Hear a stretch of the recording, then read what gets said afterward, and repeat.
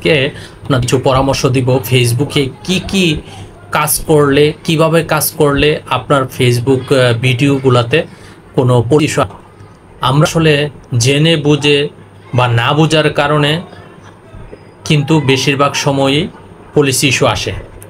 অনেকে পরিপূর্ণ না বোঝার কারণে কিন্তু এই পলিসি ইস্যুগুলা আসে এবং এই সমস্যার সম্মুখীন যারা ভিডিও বানায় বা কন্টেন্ট ক্রিয়েটর যারা আছে তারা কিন্তু কম বেশি সবাই কিন্তু এই ধরনের বিপদের সম্মুখীন হয়, এই ধরনের সমস্যার সম্মুখীন হয়।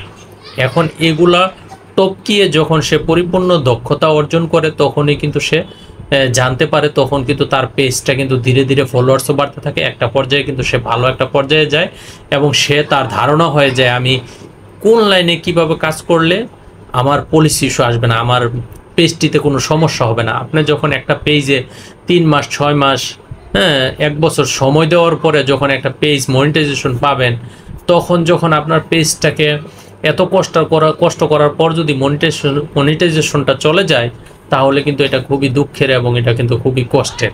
একমাত্র যারা এই লাইনে পরিশ্রম করেন বা করে তারাই কিন্তু এটা ভালো করে অবগত আছে।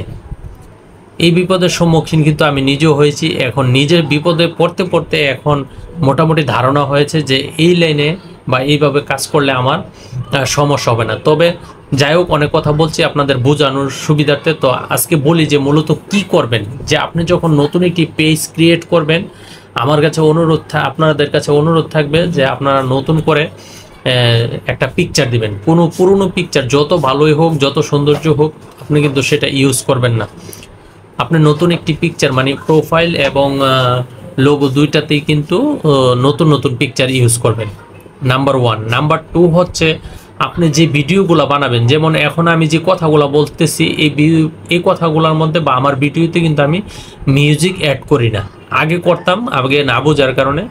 তো সহজে আপনারা মিউজিক অ্যাড করবেন না। না ইউজ করলে তাহলে সুবিধাটা হবে কি, আপনি যত কষ্ট করেন বা যতদিন পরেই আপনি মনিটাইজেশনটা পান তখন কিন্তু আপনার পেজের আর কোনো সমস্যা হবে না। আপনি রিল্যাক্সে কিন্তু পেজটাতে কাজ করতে পারবেন এবং ওইখান থেকে আয় করতে পারবেন, ইনকাম করতে পারবেন। এখন পলিসি ইস্যু দেখবেন যে মিউজিকগুলো দিলে আসলে সুন্দর হয়, সাউন্ড হয়, একটা শুনতেও ভালো লাগে। কথাগুলার মাঝে মাঝে মানে কথার মধ্যে মিউজিকটা শোনা যায়, তখন কিন্তু একটা ইন্টারেস্ট, একটা ভালো লাগে। তো ওই ভালো লাগাটা কিন্তু আপনার জন্য ক্ষতি। এখন বলবেন যে মনিটাইজেশন অন্যরা যে করে, অন্যরা মনিটাইজেশন পাওয়ার পরে এগুলা ফেসবুকের নিয়ম নীতি মেনে তারপরে কিন্তু তারা এই গানগুলা ইউজ করে থাকে। তা আমি বলবো যে আপনারা নতুন যারা শুরু করতে যাচ্ছেন, আমি মূলত নতুন যারা আছে তাদেরকেই বোঝানোর চেষ্টা করছি। যারা অভিজ্ঞ মানুষ আছেন, অনেক টেকনা মানুষও আছেন, এটা একটু মজা করে বললাম, অনেক অভিজ্ঞ মানুষ আছেন, তারা আবার আমার ভুল ধরতে আইসেন না, কারণ আপনারা অনেক জানেন, আমি জানি, পারদর্শী মানুষ। কিন্তু আমি ক্ষুদ্র মানুষ বা আমার মতো ক্ষুদ্র যারা আছে বা আমার চেয়ে আরও ক্ষুদ্র যারা আছে তাদেরকে কিন্তু বোঝানোর চেষ্টা করতেছি যে আপনারা মিউজিক অ্যাড করবেন না, শুধু ভিডিওটি আপলোড করে দিবেন। এডিটিং কথা বলার পরে, শ্যুট করার পরে ভিডিওটি সুন্দর করে এডিটিং করে তারপরে কিন্তু আপলোড করে দিবেন। কোনো ধরনের মিউজিক অ্যাড করবেন না।